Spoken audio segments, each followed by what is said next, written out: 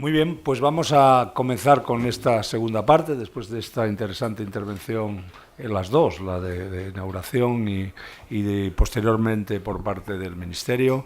Vamos a pasar ahora al marco normativo europeo del gas natural, que conoce muy bien nuestra ponente, que también yo creo que conocéis la mayoría de vosotros, que es Rocío Prieto. Rocío es su directora de gas natural en la Comisión Nacional de Mercados y la Competencia.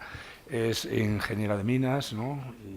de Oviedo, y es una persona a la cual todos yo creo que conocéis en este campo del gas natural, y yo nada más, no me leo aquí todo el currículum, sino que simplemente yo creo que con esto pues ya es suficiente, y yo le doy la palabra a ella y la dejo aquí para que en media hora lo diga, y luego podéis preguntarle también, como hemos hecho anteriormente, aquello que os parezca oportuno.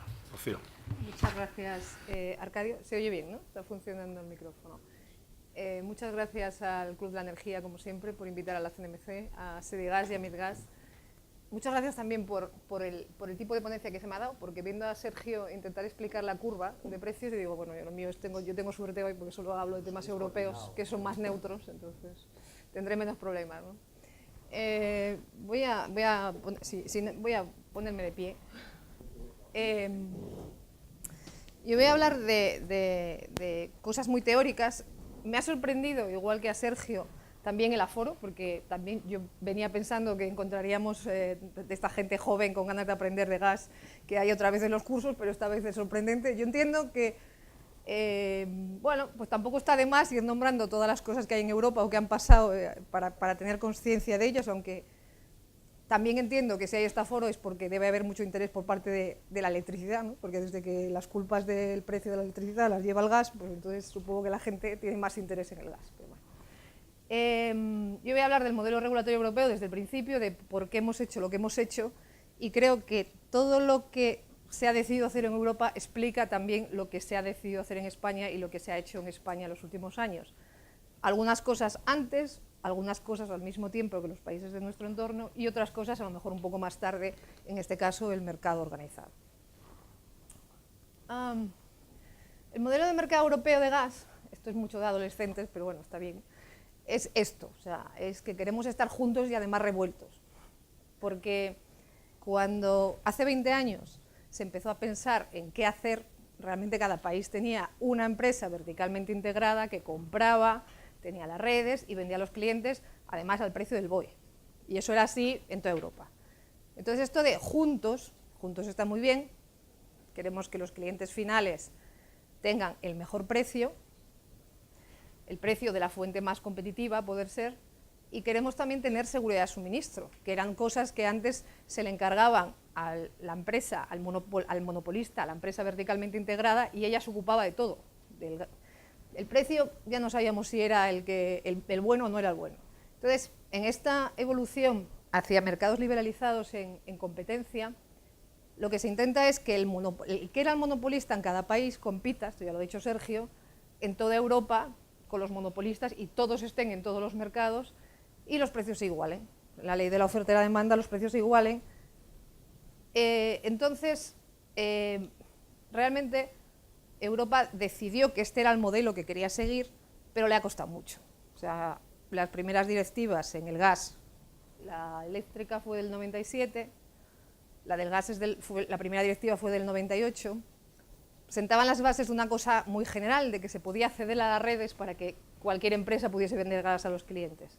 Eso al principio le costó un montón. O sea, la directiva que tenemos actualmente es la directiva del 2009, y la directiva del 2009, aparte de avanzar en eso de que todo el mundo pueda acceder al mercado para vender gas a los clientes, sobre todo lo más importante es que vino acompañada de un reglamento, porque la directiva, para los que no somos abogados, necesita transponerse al Estado miembro, o sea, incorporarse en las leyes del Estado miembro, pero los reglamentos no. Los reglamentos son directamente de aplicación a todos los ciudadanos de la Unión, y eso es lo más importante, porque si realmente el mercado único europeo, que veíamos todos juntos, todo el mundo compitiendo para lograr el mejor precio y el suministro más seguro al cliente final europeo, no ha pasado, realmente es porque los Estados miembros y las empresas no han querido que avance.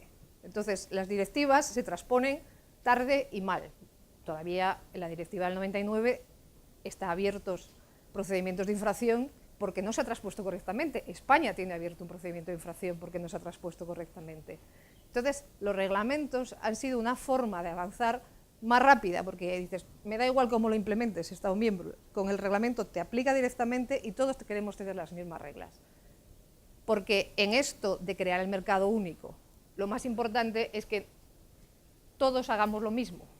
O sea, que no cada uno se invente las reglas diferentes, porque si no, la comercializadora polaca, si quiere venir a España, se tiene que estudiar en español, claro, por supuesto, se tiene que estudiar las reglas, y si las reglas son diferentes nunca va a entrar. Entonces, la forma de hacer todo esto es a través de los reglamentos. Bueno, las líneas generales del tercer paquete energético que todavía estamos implementando son la separación de las redes, que esto es desde el principio, o sea, realmente las empresas verticalmente integral se les quita la parte del transportista, porque es la parte que tiene que ser independiente, porque las redes son un monopolio natural, todo el mundo tiene que poder acceder en condiciones transparentes, objetivas y no discriminatorias a la red, a un precio tasado, para poder acceder al cliente final, al mercado final. Se crea la Agencia de Reguladores de Energía, ACER, se crea también un organismo de obligada pertenencia para los transportistas, que es ENSO, que son los que van a desarrollar los códigos de red, que es el desarrollo de detalle de los reglamentos. O sea que aquí todos los países que somos soberanos vamos desarrollando códigos técnicos, reglamentos, vamos desarrollando muchas cosas. Pero ahora lo que es las reglas del mercado de gas se desarrollan en Europa a través de los reglamentos y los códigos de red que van a escribir ENSO y va a supervisar ACER. Se da también mayores poderes en este tercer paquete a los reguladores nacionales, en unos sitios más que en otros, y se establecen este mecanismo de elaboración de reglas de detalle, que es lo que voy a explicar. En el fondo, el modelo de mercado europeo, que seguramente todo el mundo está familiarizado con esto, es este, que es el que se ha venido contando. En Europa lo que se quiere que existan son áreas más o menos grandes, en torno a una zona de balance grande, donde se crea un hub y el gas transita de un hub a otro en función del precio y asumiendo que las interconexiones funcionan bien. Asumiendo que las interconexiones funcionan bien quiere decir que hay capacidad, físicamente se puede mover el gas. Si físicamente no hay capacidad, la única solución es construir más capacidad. Y eso, pues, me retrotraigo a la conversación de antes del café.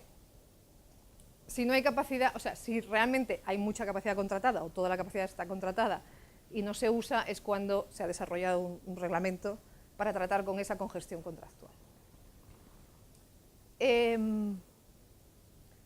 La capacidad, cuando existe, además, tiene que ser asignada de una forma común, y eso también voy a explicar cuál es el mecanismo al que hemos ido para que la capacidad para transportar gas entre los diferentes hubs se asigne de la misma forma. Lo que se intenta es que toda la liquidez del mercado confluya en el hub, o sea, que no haya gente haciendo transacciones en diferentes sitios del sistema que detraigan liquidez de ese hub, que es el que se quiere que tenga toda la liquidez, la profundidad y sea la referencia de precio en una determinada región. El año pasado, en unas conferencias europeas de GNL, en las que siempre sale el famoso tema del hub de GNL, que la gente después dice que al final que no lo quiere. Aquí alguien ha dicho que, bueno, pues que podría ser una buena idea el hub de GNL, no lo sé. Un consultor americano, muy reputado aparentemente, dijo: los europeos lo estáis haciendo fatal, o sea, fatal. Dice, porque tú lo ves desde fuera, tú quieres traer un barco y dices, ¡guau!, ni de broma. O sea, tú ves todas las fronteras, las regulaciones, los peajes, los idiomas, y es que es imposible, o sea, es que yo no traigo un barco ni aunque me maten, vino a decir el tío. Digo, esto no lo arregla nadie. Es verdad que era una conferencia en el este de Europa, países más pequeños, menor consumo de gas, donde el GNL todavía es una novedad, pero básicamente el mensaje era esto. Dices, pero vosotros que sois al final una porquería de cosa, Europa comparado con el mundo global, o sea, que estamos compitiendo en el mundo global porque estamos expuestos al marginal del GNL, dice, o cambiáis y os dejáis de inventar una regla en cada sitio, porque yo lo valgo, o esto no funciona. Entonces, bueno, yo creo que eso lo sabemos todos, y todos llevamos trabajando muchos años en que esto se mueva y ser lo más parecidos posible y crear los hubs lo más gordos posible. Pero vamos. Entrando en el detalle, y pido disculpas a los que os lo sepáis, esto ya es mucho más aburrido. ¿Qué cosas hemos hecho? Pues hemos hecho el procedimiento de gestión de congestiones. Fue el primero que se hizo en gas, que en electricidad se hizo después con el de capacidad, porque cuando la demanda de gas crecía, en particular en España, pero en toda Europa hasta el 2008, las interconexiones estaban saturadas, contractualmente, no necesariamente usadas. Por ejemplo, esto les pasaba a los alemanes. Entonces, se creyó necesario ver a ver cómo se hacía para que la capacidad que teóricamente estaba contratada, que no dejaba entrar a otros, que se supone que compitiesen con los que ya estaban, hacer sitio para estos otros. Después está el mecanismo de asignación de capacidad, que pretende asignar la capacidad de una misma forma en una única plataforma, el balance de gas en la red de transporte, que es lo que aquí se ha traspuesto con la circular de balance, interoperabilidad, que también es de aplicación, el código de interoperabilidad, y finalmente está a punto de publicarse el código sobre las tarifas de transporte de gas. Esos son los códigos que hay hasta ahora sobre la mesa. Los códigos, los códigos, ¿cómo se originan? O sea, ¿por qué se decide que son estos los códigos? Pues la Comisión Europea estableció una lista de prioridades de códigos. ACER, que es los reguladores europeos, definen una cosa que se llama las Framework Guidelines, cuáles son los puntos que tiene que tocar cada cosa. ENSO tiene un año para elaborar el código, los transportistas elaboran el código, ACER después lo revisa y si está de acuerdo con él se envía a la Comisión Europea, que tiene 1 o 2 reuniones de comitología con los Estados miembros. Los Estados miembros no les gusta mucho esto, porque para cuando llega ya llega bastante cocinado y realmente se ponen muy pocas modificaciones, se aprueba y es de directa aplicación, que ese es en el punto en el que estamos ahora con las traducciones finales del código de red de tarifas. Entonces es un procedimiento que, hombre, puede parecer largo, pero comparado con lo que había es bastante rápido. Como consecuencia de eso, tenemos prácticamente las grandes reglas de toda Europa ya armonizadas. Si las hemos implementado o no, pues es algo que se está encargando ahora mismo de supervisar ACER. O sea, en un momento dado, hasta hace 2 o 3 años, estábamos escribiendo a toda pastilla, todo el mundo viendo a ver qué había que escribir, armonizando, viendo cómo quedaba tu regulación, pero ahora ya estamos todos implementando. Entonces ahora ACER lo que está viendo es si todos hemos implementado de la misma manera. Y nosotros, por ejemplo, los reguladores, estamos ya teniendo que dar explicaciones de si lo que hay en nuestro país es acorde con el marco armonizado común europeo. Digo porque a veces, cuando decimos esto hay que hacerlo así o esto hay que hacerlo así, a todo el mundo se le ocurren a nivel nacional un montón de ideas, y algunas de ellas están bien, pero otras se salen del marco. Entonces, si se salen del marco, pues no se pueden salir. O sea, podemos ir a discutir otra vez a Europa si está bien o no está bien, y de hecho hay cosas que ya se han cambiado. El Código de Asignación de Capacidad, también ahora al modificar las tarifas se ha hecho una pequeña modificación, pero que no se nos escape que ahora el lobby en las grandes líneas está en Bruselas, no está en Madrid.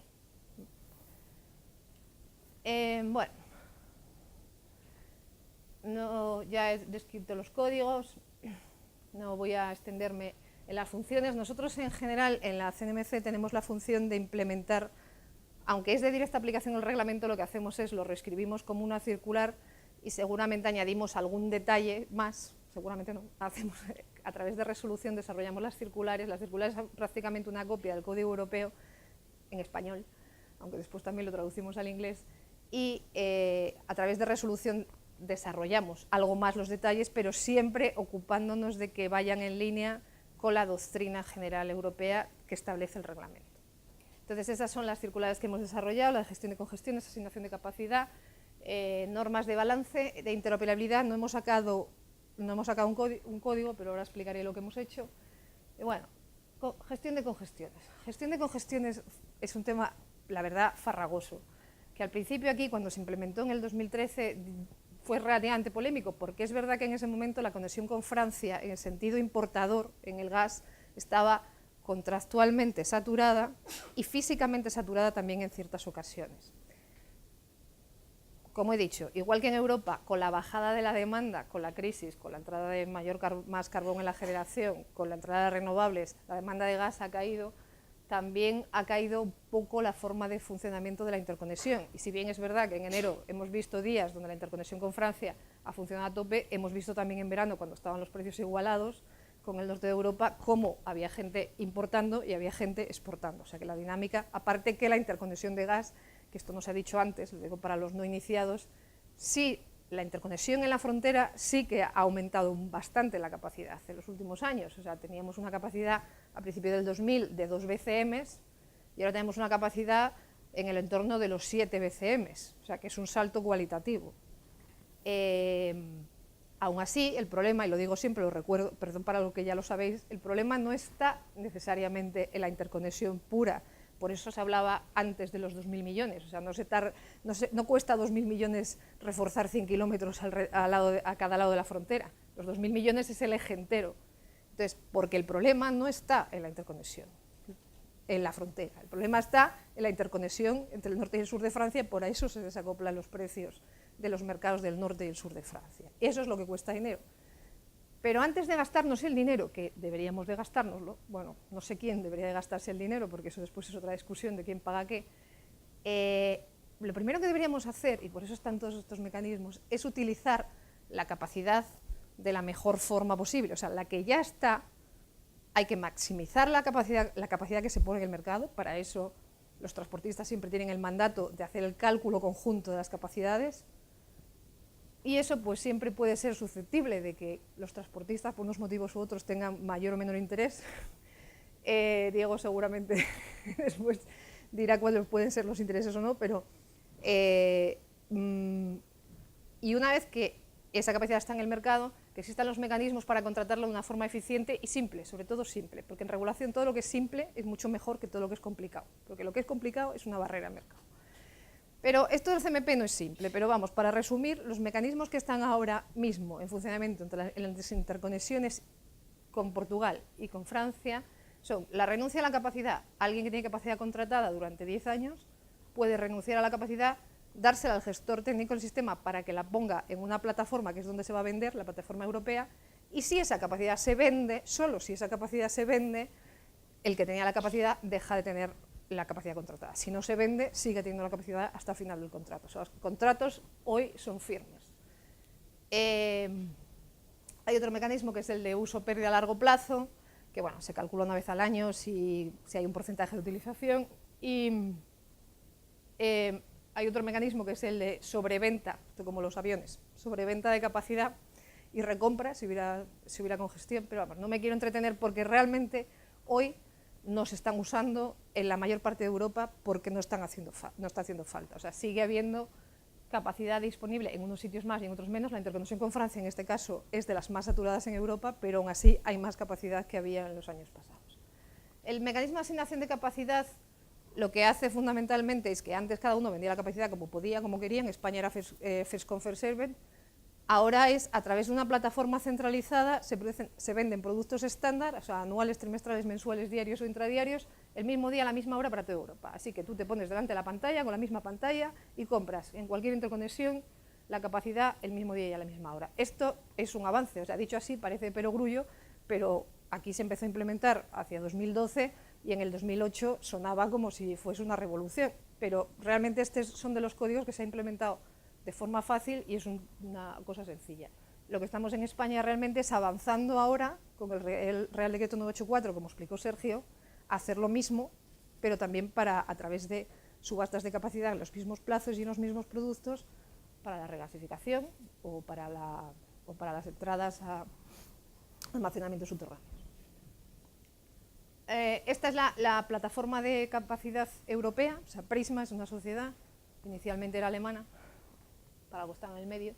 Esta es cómo se ve, por ejemplo, cómo se veía ayer por la tarde cuando hice esta transparencia, los mercados que estaban abiertos, que era la capacidad para el within day, el daily, y después anunciaba aquí que faltaban 26 días para la venta de la capacidad anual. O sea, la capacidad se vende solo una vez para el año siguiente, una vez para el trimestre, una vez para mañana y varias veces durante el día. No voy a entrar a los detalles porque no.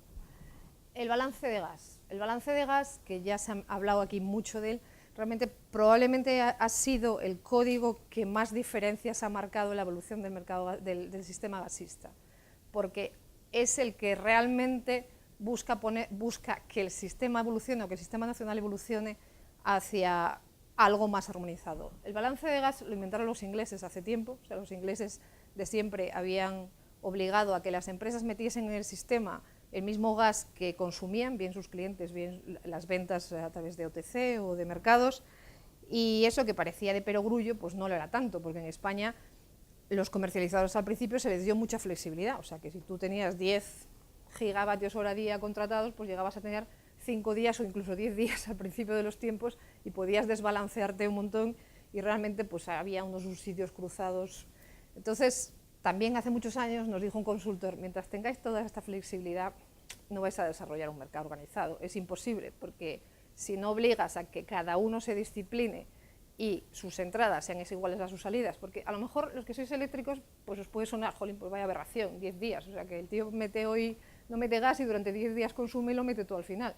Pues sí, al principio de los tiempos era así porque era una forma de que los nuevos entrantes, a los que, como ha dicho Sergio, les costaba mucho comprar gas fuera o tenían más dificultades, pues fuesen entrando, pero realmente no necesitando el gas balancearse al segundo como la electricidad, una cierta disciplina en el día, pues es interesante. Entonces, esta disciplina de que todo el mundo meta lo mismo que saque es lo que lleva a que la gente tenga que, bien por el mecanismo que sea, o sea, contratando más capacidad, metiendo más gas desde una conexión o desde la regasificación o desde el almacenamiento, comprando gas en el mercado organizado, comprando gas a través de un broker, OTC, bilateral, como quiera, sea responsable del balance. Y en último término, si el gestor ve que los que tienen que poner el gas o los que tienen que quitarlo, o sea, si el sistema le sobra o le falta gas, pues va al mercado a deshacer la posición conjunta de todos los agentes.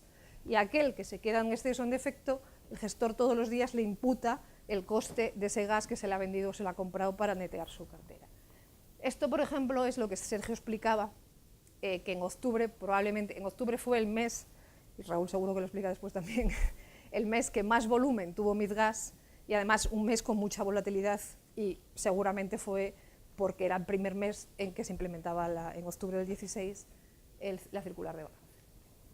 Bueno, no me voy a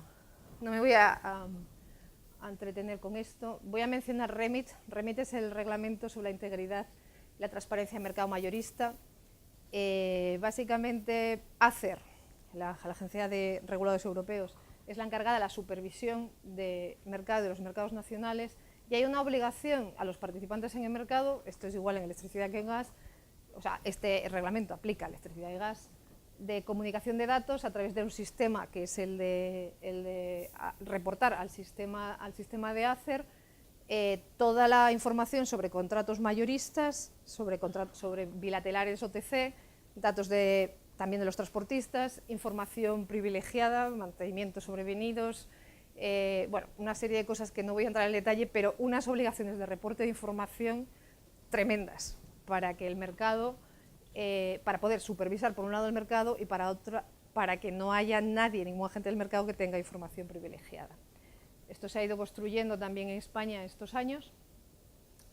Y finalmente voy a referirme otra vez al Gas Target Model, con el que empecé, para decir que cuando ahora se ha señalado que la CNMC tiene la obligación de hacer todos los años una supervisión de la liquidez del mercado, lo que vamos a usar seguramente será los indicadores que nos vienen, diseñados en el Gas Target Model 1 o 2, se desarrolló el 1 en el 2011 y se revisó por parte de los reguladores en 2014. Entonces vamos a ver pues determinadas cosas. En el modelo de mercado inicial pues se hablaba del índice de Herfinman-Hitchman, o sea, del índice de competencia, de cuántas comercializadoras hay, del RSI, o sea, un índice para calcular si falla el principal productor que pasa, de cuántas veces se revende el churn rate, cuántas veces se revende en el mercado sobre la demanda real. Ese era el modelo de 2011, las métricas del modelo de 2014 han cambiado un poco.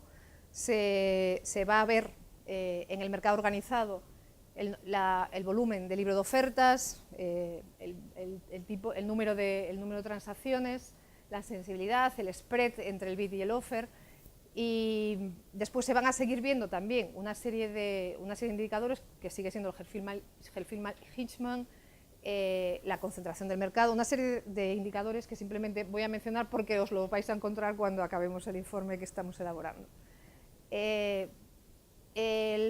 Con el Gas Target Model 1 en el 2011, España realmente cumplía, no va a cumplir con los de 2014, con varios de ellos, seguramente porque nuestro mercado todavía, el mercado organizado, no tiene la liquidez de los mercados que se le exige, que además tiene un nivel de exigencia bastante alto, pero con el Gas Target Model original sí que cumple con casi todos ellos, menos con la liquidez del mercado, obviamente, porque no existía.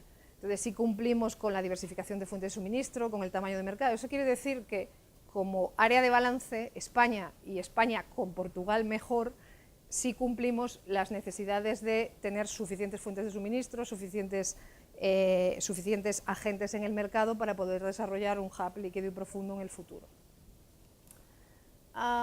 Hicimos otro documento que era el Bridge hasta 2025 en ACER y CER, que era realmente los 5 objetivos del mercado interno, y esta es mi penúltima transparencia, que se basa que el mercado único europeo pretende, pues lo que decía desde el principio, o sea, tener un mercado mayorista, líquido, competitivo e integrado, o sea, todos a una, que fomente la seguridad de suministro, que ayude a integrar las renovables, o sea, el gas como vector para integrar las renovables, que acabe desarrollando el mercado minorista, porque el mercado minorista se nos olvida casi siempre, o sea, que si buscamos todo esto realmente es para que el mercado minorista funcione, o sea, para que los consumidores tengan mejor precio y mejores opciones.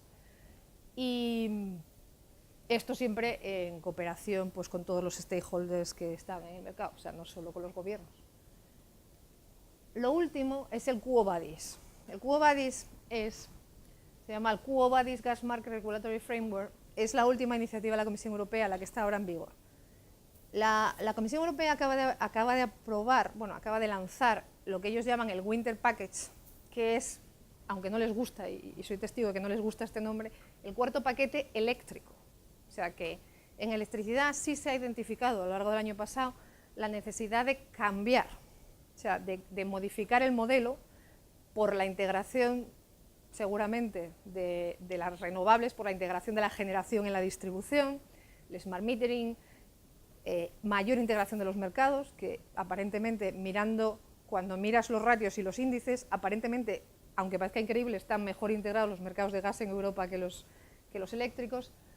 Entonces deciden sacar esto para la electricidad, esta reflexión para la electricidad, pero de momento no se cree que a lo mejor no es necesario hacer todavía nada en gas. Entonces, mientras los eléctricos discuten el Winter Package y qué es lo que hay que cambiar en el modelo eléctrico, la mayor parte de la gente cree, y esto incluye a ACER, incluye a los participantes en el Foro de Madrid en el último otoño, que el gas no necesita tantos cambios, que lo que necesita es seguir implementando lo que ya está, o sea, lo que hemos hablado hasta aquí, y no hay necesidad de rediseñar, que esa es la palabra clave. O sea, que vamos a implementar, vamos a mejorar, vamos a seguir avanzando en la integración, pero no nos inventemos nada nuevo. Entonces, en esa discusión del Quo Vadis es donde está ahora Europa. Nosotros, como ACER, o sea, como reguladores, lo que hemos recomendado es un análisis coste-beneficio antes de tomar cualquier acción drástica, porque ¿cuál podría ser las acciones más drásticas que tiene Europa o que podría tener Europa en relación al gas en mente? Pues lo que decía del americano. Lo que decía el americano es, al final, quiero zonas de balance más grandes, mucho más grandes, no quiero fronteras. ¿Eso qué implica? Si no quiero fronteras, quiero quitar los peajes en las fronteras. Si quito los peajes en las fronteras, tengo que meter un inter-TSO payment. Pero claro, eso que en electricidad está superado, en el gas no es tan sencillo, porque el gas cruza muchas fronteras. O sea, estamos hablando del suministro de gas ruso, pues el gas ruso llega a Francia, y para eso cruza no se sabe cuántas fronteras. Entonces, mientras tienes el peaje, mientras haces asignación de capacidad, mientras haces nominaciones, sabes cuánto gas pasa y cuánto pasa en este sentido y cuánto pasa en el contrario. Pero la discusión de crear mayores zonas de balance, si bien yo creo que realmente es muy oportuna, porque es lo que hemos estado haciendo aquí no sé cuántos años con Portugal, y esperemos que este sea el año en el que consigamos por fin avanzar definitivamente con Portugal para crear un mercado más grande. No es tan sencillo, o sea, yo no me imagino esta discusión mientras no tengamos más interconexión y más armonización con los franceses, el mercado ibérico-francés. Pues, si nos cuesta con las interconexiones, no sé lo que nos podría costar eso, pero no es una mala idea. Entonces, no siendo una mala idea, puede tener muchos beneficios, también es difícil de implementar. Entonces, la discusión del Quo Vadis está colgada en la página web de la Comisión Europea por si alguien quiere conocerla. Y esto es todo lo que tengo que decir. ¿Tenéis alguna pregunta?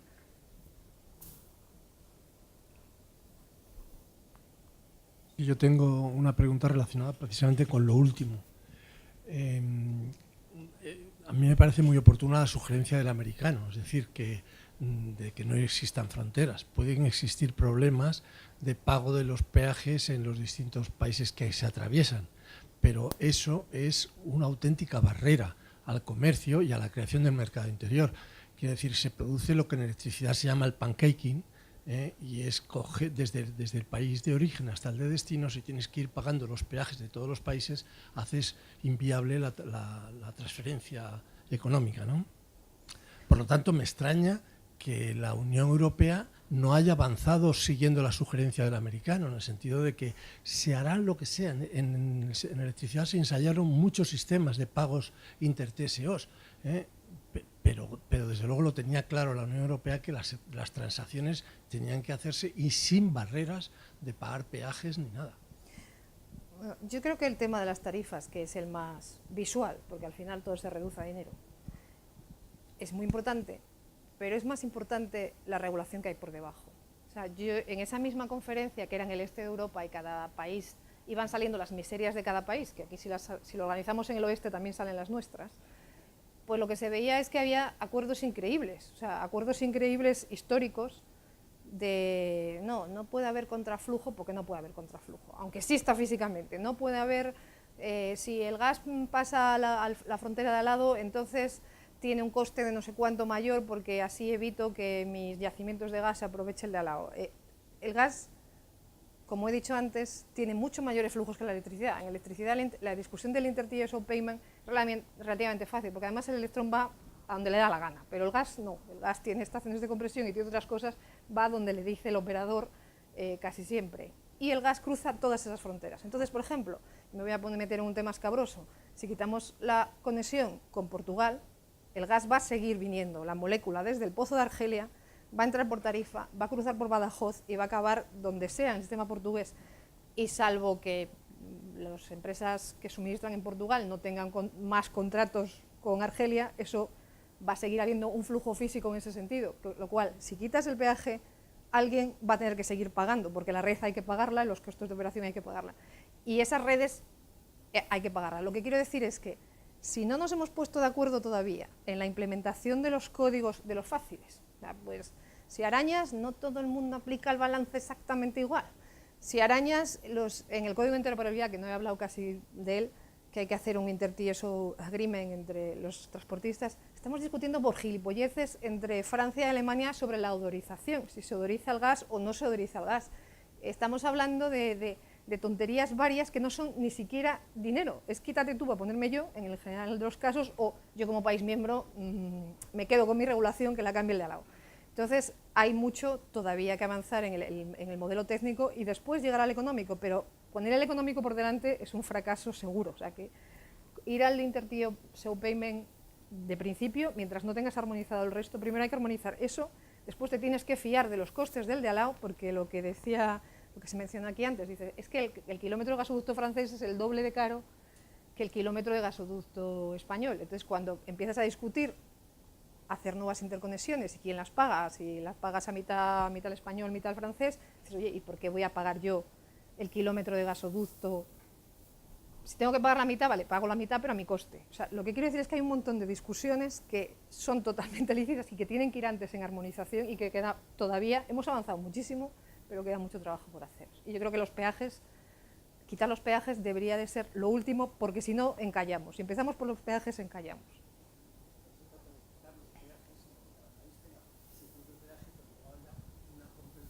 Ya, sí. Ojo con copiar el modelo eléctrico, de todas formas, siempre.